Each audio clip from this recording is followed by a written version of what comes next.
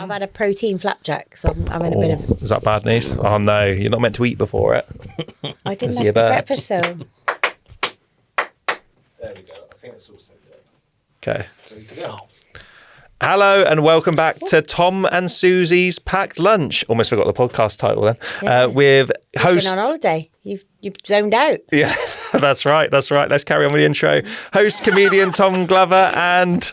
Suzy Bennett. Who is also a comedian. Now you can say it, Suze. All right.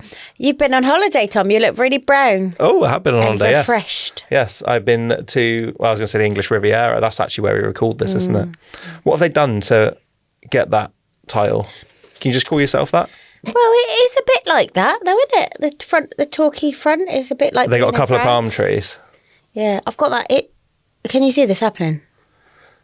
For the podcast, yeah, I can see it for a podcast. Twitchy eye. For listeners, I've got a twitchy eye. Which is good news, because we established on the last episode that when you're doing well in life, I do worse. Because the last time, I was just listening back to it in the car, you'd done the London Marathon, you'd become a dog mum, you'd been cast as a lead in a musical, and I almost died on a toilet. So the fact you've now got an eye twitch, that's good news for me, I think. Good. Does that mean I'm like close to death? I've probably got a blocked artery somewhere. Well, if you ticking time bomb, I am. If you end up close to death, I might get on Taskmaster. That's the hope. So you went to Butlins on holiday. You're joiner in her dad, aren't you? Did you join in with stuff? Yeah, I join in. I feel like holiday, there should be another term for a holiday with kids at Butlins. I think this is a new feature I'm going to do. Tom's government policies. Before you have kids, you should have to go on a holiday at Butlins during half term. Yeah. Just so you know that's what your life's going to be.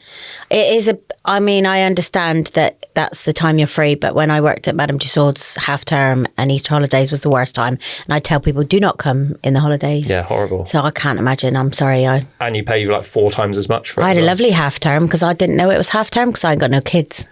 Yeah, but then you go somewhere and you're like, oh no. Yeah, I didn't go cinema actually. We were going to go cinema and I went, no, it's half term. I don't like people. No, so I didn't go.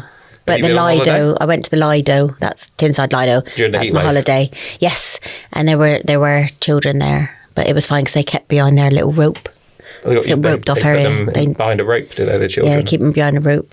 Okay, that's fun for the kids, isn't it? Yeah. We did the Masked Singer at Butlins. Oh, yeah. Actually, we didn't do it. We've done the Masked Singer in the past. You're probably not allowed to say who it is, are you, to spoil it for other people that might be going to Butlins. That's exactly what they say. But was it Sunita? Well, the thing is, because I didn't go this time, because last time we went to Butlins, we went to it, and there's like 500 people in the room, and it's proper Masked Singer. They got all the costumes. I think they must get them from, it's licensed by ITV. Yeah. And then they do a song, and then they go into the audience, and they go, right, who do you think it is? And then like actual adults are like, at Minehead, Butlins, in the May half term are like, oh, I think it's Robbie Williams. Do you think Robbie Williams will be doing this on a Wednesday afternoon? You know how they got him with ITV, don't you? It's Stephen Mulhern, isn't it? Yeah. Because he's like Mr. Butlins. But he's not even there. He pops in. It was Jake Quickenden who came about 8th on X Factor 10 years ago.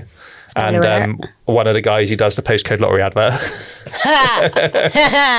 Did he sing, someone's knocking at the door, somebody's ringing the bell? I think he actually did sing that at the end, yeah. Oh, that's brilliant. So who was it? Can you reveal who it was, or have I got to go? That's it. He that's just it. said Jake Quickenden. Jake Quickenden, and then the guy... Oh, sorry, I thought these were options at other ones. Sorry. No, that's the actual celebrity, Jake Quickenden, and one was one of the guys who does the postcode lottery advert. Oh, that's really They could have sung without a mask on, and most of us wouldn't have guessed it. Yeah. Oh, but you had fun though. Yeah, we did have fun. Good. It's fun, but you need to. It's not a rest. No. Yeah. Which one did you go to? Because I've got all the Butlins in the UK rated from best to worst. We went to Minehead, which I reckon would be second. Flagship. Worst. Worst? Is it? Yeah, you got Butlins, Minehead, followed by Bognor Regis, and then Skegness. I would have thought Skegness. I think Bognor Regis is top of the list now. It's just been redone. You know, Minehead was always like the flagship one. It was like the main. Minehead used to be the best. Yeah. It's gone downhill since 1998, since I left. Oh, of course, because you were Redcoat driving the Noddy car. I was driving the Noddy car, crashing the Noddy car. Anyway, do you know, I forgot to bring my medal in, Tom, because I did the Plymouth Half Marathon since I've seen you. forgot to bring my medal in. I didn't want to make you feel any worse. Well, that's good though. That's half. So that's showing a regression. It was worse though because it's hilly. Plymouth's really hilly. I had to go up loads of hills. Yeah. And the worst thing about it was on the day they do the half marathon, the 10K, and the schools challenge, which is a mile. And I'm not the fastest. I just do it for the charity rather than the time. And I was just coming in on the last bit, and my Willie was there with a big banner, and Willie I went around the corner for the big finish. Right, everyone's all there, all the crowds cheering, people on the mics, finishing line, come around the corner, just as the schools challenge are coming around the other corner. So I merged with all these little kids, and it was like, the film Elf, where Buddy is like up here and all the rest of them are there. That was my finish of the bar. I was like jogging along like with all these little kids around me. Were they like zooming past you as well? Embarrassing. Were they zooming past you? No. Well, kids are fast. That's no shame in that. But I'd done 13 miles. They'd only done one. So yeah, exactly, so it was a little bit like, thanks guys. Because I've got a thing with my kids that I'll race them every year on their birthday, and if they beat me, I'll give them £50. But it's getting dangerously close now. Yeah, I bet. Yeah. Just try to make them forget about that little rule. But do you know what? It was worse, this half marathon. Do you know why? I lost my lip balm at mile 2. And I am addicted to my lip balm, and I lost it. And I was like, for the rest of the time, I was like... dry lips and stuff, and then I got to I text Willie. I was like, I've lost my lip balm, and then at the finishing line, Willie had bought me a lip balm. He'd gone into town. I don't think that's one of the main things that marathon runners have, though. A lip balm. I think they put some balm on their bits. The thighs. Oh no, I don't do. Yeah, I don't do none of that. Don't do any of that. No, don't get nipple chafe when you're. Because some people /jeffing. wear their nipples off. They do. They wear their nipples off and they lose their toenails. Yeah. But I've never lost anything apart from my lip balm. Yeah. Because yeah. I did jog a lot of it. But by the way, I did it in 3 hours 30, which I was really proud of. Yeah, see, even Ben looked a little bit impressed there. All right. That's all right for a half marathon, isn't it? That's good. I know, because that was like 4 miles an hour, so I was quite chuffed. I actually jogged quite a lot of it, actually. You're getting quite. And at one point, we go through Saltram Woods, right? And I'm running along, and there's all these little kids on bikes, and they went, "Go on, you're nearly there. You can do it." And I was like, "Thanks, the Goonies," like that. And they probably did not get that reference, but it was quite cool. Are you sure this was an adults race? Because there's quite a lot of children in it. You probably do it in 3 hours if you didn't have a toiletries bag in tow. If your lip balms, what else you taking? I only had one toilet stop actually on this one. So in the marathon, I had 4 toilet stops. Yeah. So I totally would have done it in 7 hours without the toilet stops in the marathon, but I only had one. So what else are you carrying with you? So you got your I got the proper vest, and I've got lip balm, energy gels, tissue. One tissue. I didn't even use it actually. What else did I have in my bag? Energy gels, lip balm. Is there a fly on me? I felt something happened. There isn't a fly on you. No. And remember, we don't edit this podcast anymore. It might have been my everything you say my goes little in. cow's lick that's developed on my hair might have fallen out of place, and I thought there's something on me. Okay, no, there's not a. So I did the half marathon. That's fine. We've done it now. Let's get over it. Sort of make you feel bad. Do you want to know where your timing ranks? Oh, go on then. In half marathon. Yes, please. As apparently I'm a naysayer to your sporting prowess. He was quite mean about your marathon in the last episode. So you did it in 3 hours and 30. That is the equivalent of a 75-year-old beginner. Yeah, well, you're a beginner. Thanks very much, guys. So is that male or female, though? Mixed. And it was, by the way, apparently, Plymouth Half Marathon is the hardest. And this has been said. I don't know who said it. He's Googling it.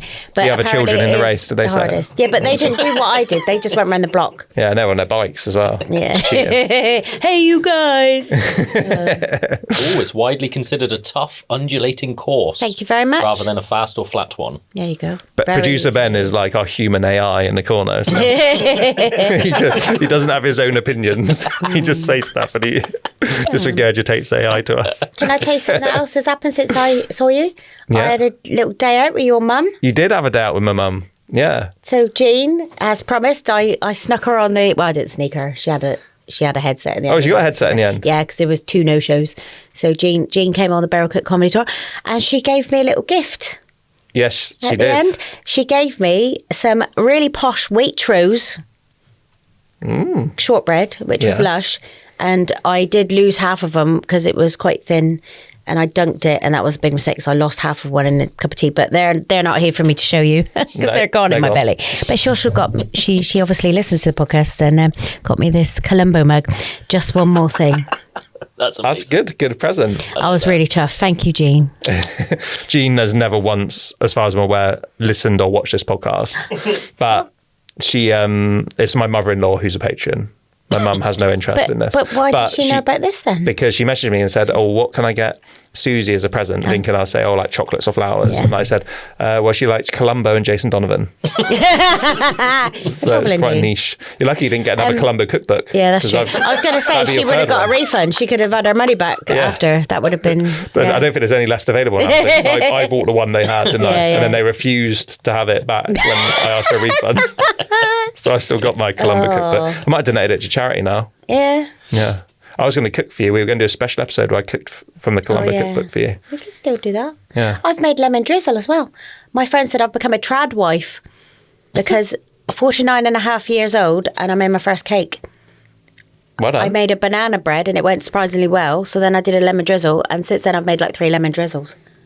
And I don't know who I am anymore. My best friend was like, what's happening? And I was like, I've made a cake. You'll be on Bake Off next. No. Is Willie doing this to you? Is Willie making you stay at home and bake? He doesn't make me do anything. And I hang up his shirts and everything. Yeah. So I have become that person. Okay. I get his little cup ready when he comes over. I put a cup on the side ready for him. Is this because he rules with an iron fist? I'm saying this because he's watching through the window. He's the other side of the booth. He's come with you. Is he there? I'm because distracted because he's making sure you don't say the wrong because you don't say the wrong thing. He's like, where's my lemon drizzle? So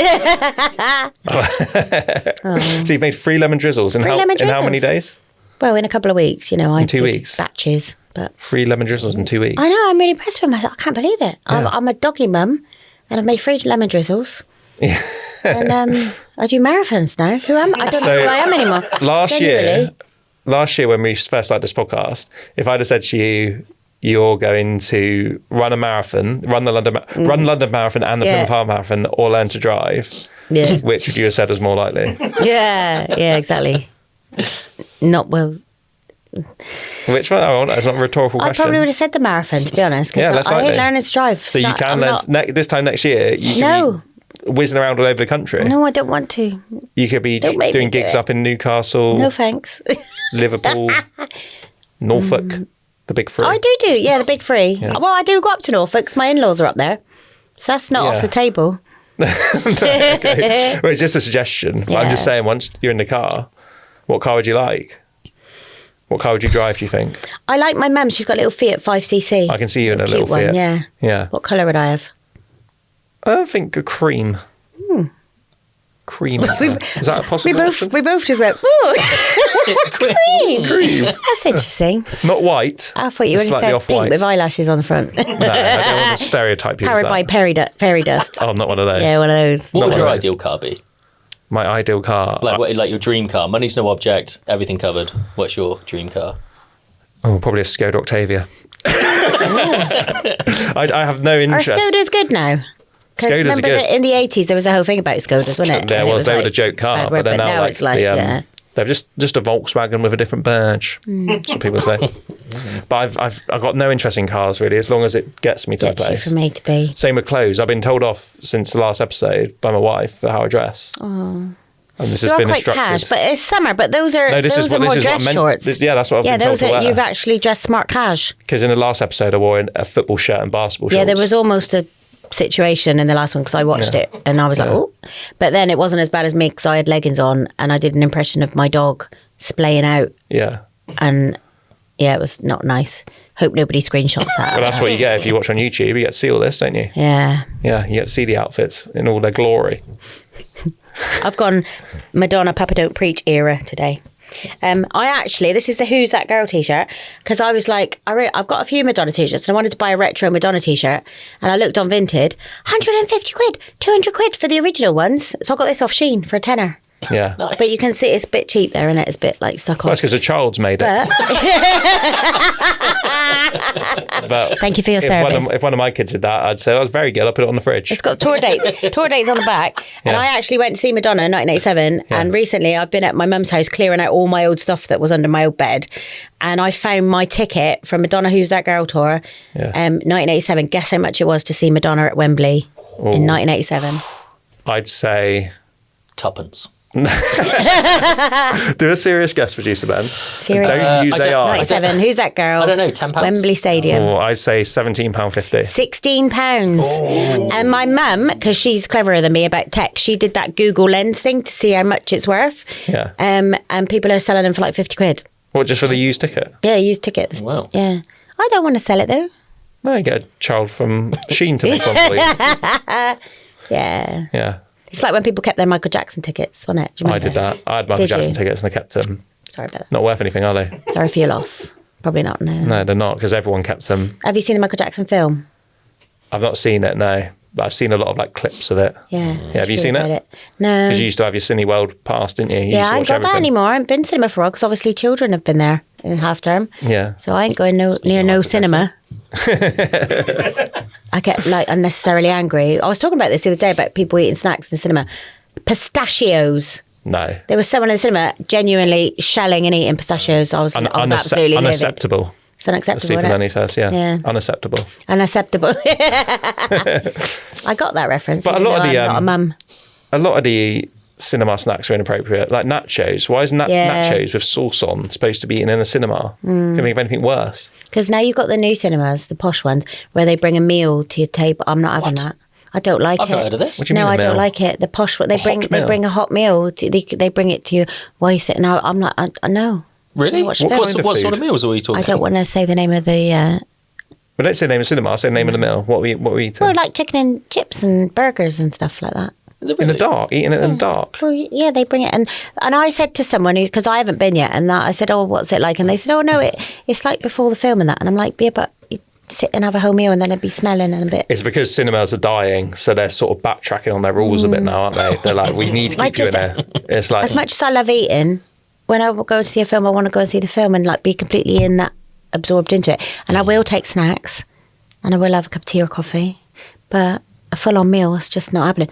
Even though I may or may not have snuck in some KFC mini fillets once, but that was because I was really hungry. Well, you don't need to sneak it in a bag, and I was discreetly eating them in a bag, and I didn't sit near people. That's well, one you don't time need I've to done sneak that. your food in. You can just take it in. Oh, I know, Apparently but like smelly stuff is, yeah. That would distract me. Mind you, massive hot dogs smell, don't they? And they do, yeah. They have massive hot dogs. Massive hot dogs. Massive hot dogs. Oh, and the little thing, does it remind you of Tipping Point, the hot dogs, when you see them at the back and they're going on the little rollers? I went on Tipping Point once, but it's not like a Vietnam. If I go to an arcade, I don't have flashbacks and I have to leave the room. And also I did win Tipping Point, so it'd be a happy memory, wouldn't it? Point. I could stand next to the hot dog roller hoping someone might recognise me. Didn't win the never released arcade special though, did you? Oh yeah, we did the arcade special. Yeah, we did it. We filmed an arcade special, and I think they're saying I didn't win, but I feel like there was... Might have been a bit of cheating. Conspiring against me in some way. Because I believe I won everything. What did we win in the end? A couple of lollipops or something. Lollipops! Yeah. Oh, there was a lost child the other day. I was doing a festival gig and there was a small boy. In the marathon as well? No. Oh, well, sorry, it just reminded me. Things remind me. Yeah. There was a little boy and I was like, "You're right." And he went, "I don't know where I am." And I was like, "Oh." Was he on stage? I said, "Neither do these lot. They're all quite hippyish." And like, no. And I was like, "Oh, are you genuinely lost?" I said, "Lost child." And I had to go into like... Are you on stage? Adult mode. Yeah, I was on stage. Yeah. And I was like, right, red t-shirt, yellow thing on his t-shirt. Anyone? And I was like, and then there's the dad was all the way over there going, yeah. I was like, oh, okay, there we go.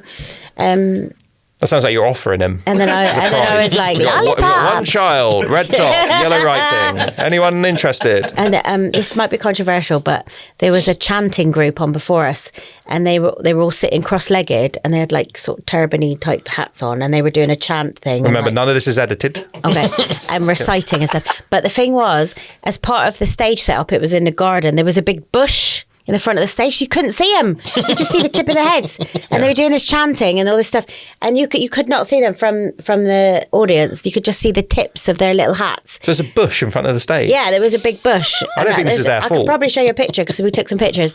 And so when I'm on stage, you can see me like from there up. But they were, because they were sitting cross-legged, you couldn't see them. And I come on and I made sure they'd left the area.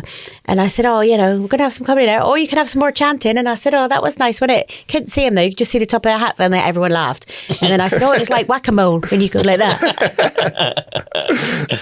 So everyone performed like leaning over a bush, like they're a neighbour leaning over the hedge. Yeah. Yeah, I feel that's the fault of the people running the festival. They probably didn't think it through that these people were going to be sat cross-legged, mind.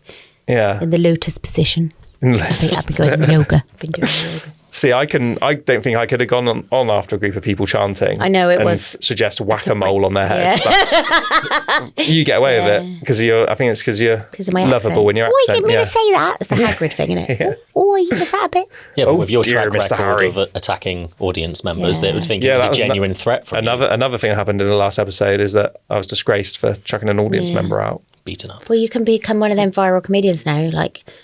what is it? Comedian destroys heckler. One of them clips. Yeah, apart from I can't film, every time I try and film myself, all I get is like a glowing orb bouncing off my head. Otherwise, I'd be famous by now if I could work out how to film my clips.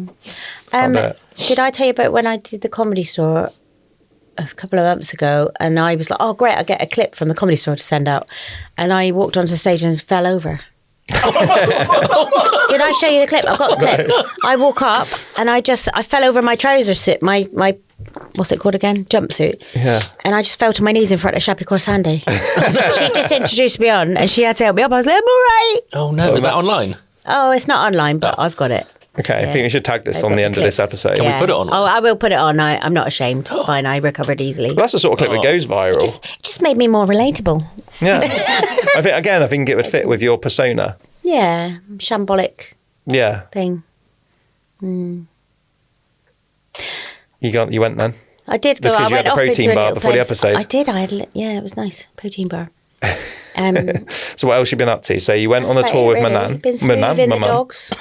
Smoothed your dogs. Smoothing Reggie and Ronnie. They've been wonderful. You still like them then? Because you only got them so you didn't have to do marathon training, famously. Well, famously, yeah. Famously. They've been and stayed at Nanny, so they've had a sleepover at my mum's house with Nanny. And they didn't leave any whoopsies on the floor. They did really well.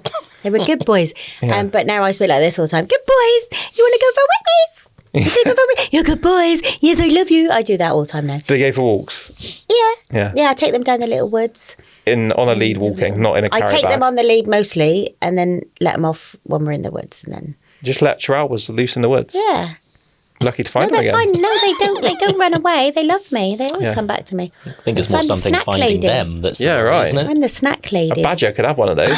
No, there's no badgers in There's Plymouth. been stories of seagulls pinching chihuahuas, flying off with them. So just remember that next time you're on the Plymouth Hoe.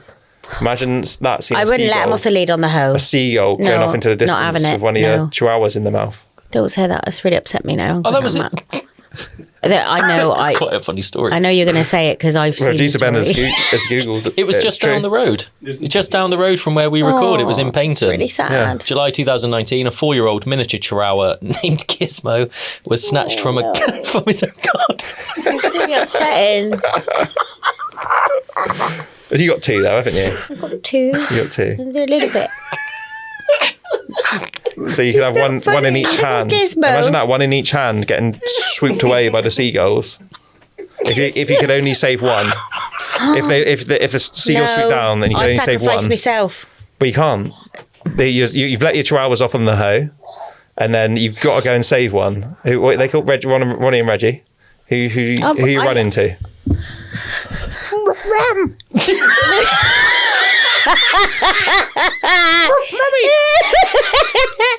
Sounds like the same mummy. You said keep it light when I was talking about grieving children on the other podcast about the charity. This is light, isn't it? A seagull pinching a chihuahua. Bit fun.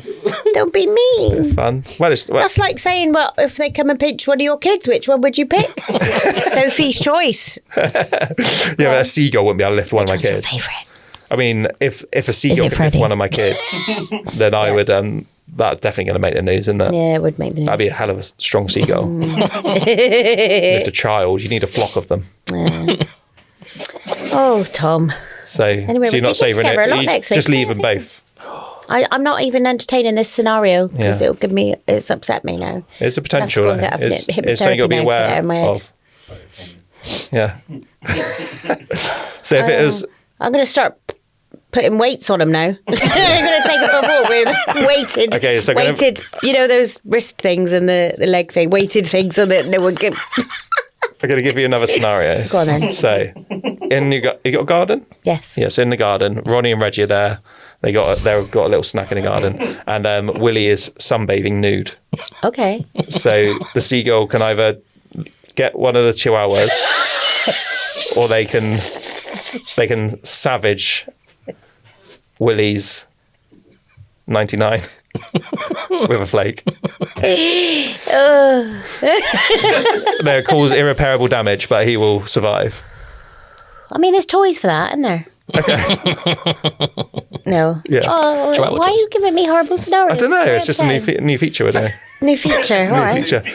Suzy's terrible scenarios.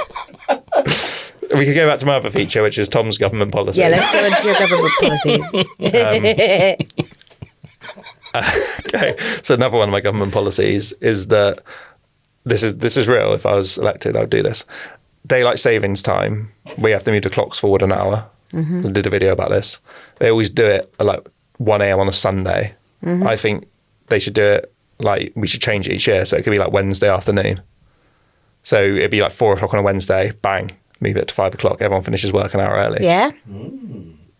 Yeah. People would vote for that. But then the clock's going back definitely while we're asleep. Yeah, we can. Yeah, it's a movable feast. Do an extra I don't know why hour. it has to be Sunday at 1 or 2 in the morning. We can move that. We can give ourselves a bit less time, a bit more time. Whose idea was it?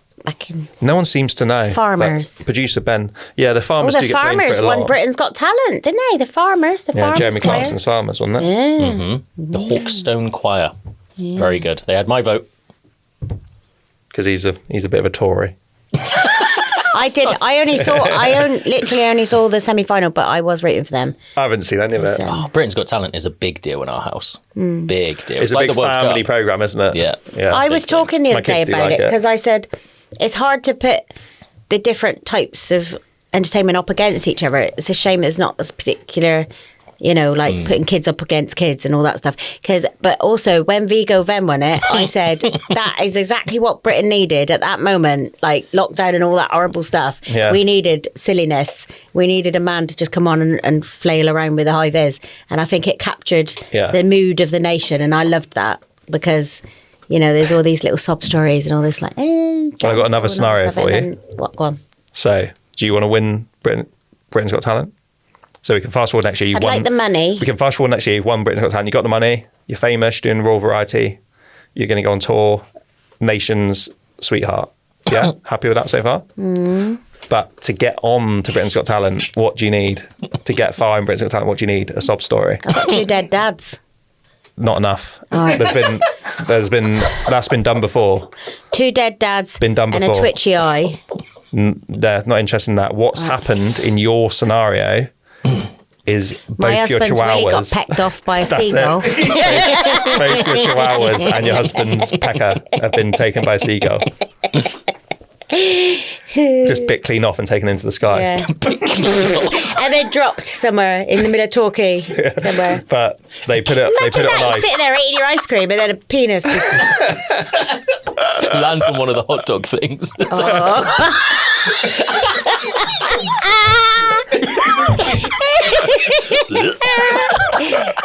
And if you're in the cinema, it'd be dark. You could eat it and you wouldn't even know. Yeah. Have you been out in I don't know if they do it anywhere else, but in central London, you've got the hot dog carts that are out in the middle of the night. And my friend and I were out, and she was really drunk, and she was like, "I'll get one." I was like, "Don't do it. They don't have a basic food hygiene certificate." And she was like, "No, I want one." And she was like, and I was trying to hold her back. She threw up on the night bus. Oh, so there, don't do it, guys.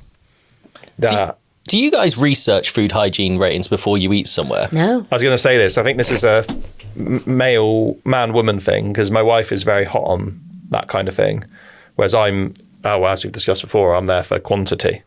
I once went to the all-you-can-eat Chinese in Exeter, and there's someone next to us who had passed out and wet themselves. But it didn't deter us. Whereas my wife would say that's ruining the ambience. Was that the comedian's Christmas thing? Yeah, it was. Yeah. You were there, also. No, but I just can imagine. Yeah, we was having a good time and didn't realise. But a lot of, people used it as a sort of like place just to hang out if they've had a bit too much to drink. Fair enough. I look at like reviews and stuff, but there is a Chinese restaurant in Plymouth that got I want to say it was 0 star. And it was on Plymouth Live. Yeah. And when I was on my barrel cook tour, I was like, if anybody's wanting to drop a dress size overnight, go and eat in there. If you want a good cleanse. And it wasn't slander because it was on Plymouth Live. So Mum said you're very funny on the tour. Thanks very much. Appreciate that. How are you finding your tour? It's all right, isn't it? Is it going to be extended? Yes, it is. We did the last one on Saturday, and then we're doing it the last Saturday of every month until September. Oh, wow. September. The barrel cook tour, and so all the barrel cook statues, the statues are staying till 2028. The exhibition's now closed, but the statues are staying. And I'll be doing that. It's good. It was really hot the other day. Yeah. It's hot. I've got my little. Are you hot? You ready for this? I'm getting a little bit hot, actually. Ready for this? Can you feel the gentle throb on the microphone? Just for the podcast. Is that ASMR? You did this pre-podcast, and we said you should have saved that reveal for the podcast because producer Ben did a big laugh, and we said he'll never laugh like that again. Like he actually laughed more the second time. That's his humour. And it's nice because it makes me look like Beyonce or something in there. Yeah. This is the one for the YouTube. It does really give it a waft. It's a good waft, isn't it? Shall I get you one? Can you waft? You can buy them in Peacocks. You can get one with Summer Vibes written on it. Do you want a Summer Vibes one? Shall I get you one for next time? And I could waft the chihuahua off the floor with that. It goes in, and then you can just pop it in your bra. So thank you for listening to Tom and Suzy's Pat Lunch. Thanks. We will be back next week with our special guest who will be revealed not shortly for them, is it? In a week's time. Yeah. Yeah. Shall we say who it is? Big Willie's coming on. Yay! Husband Willie, who's staring at us through the glass right now to make sure he gets his lemon drizzle. He's coming on next week, so tune in for that one. I've been Tom Glover. I'm Suzy Bennett. See you again. Marathon Goodbye. completist.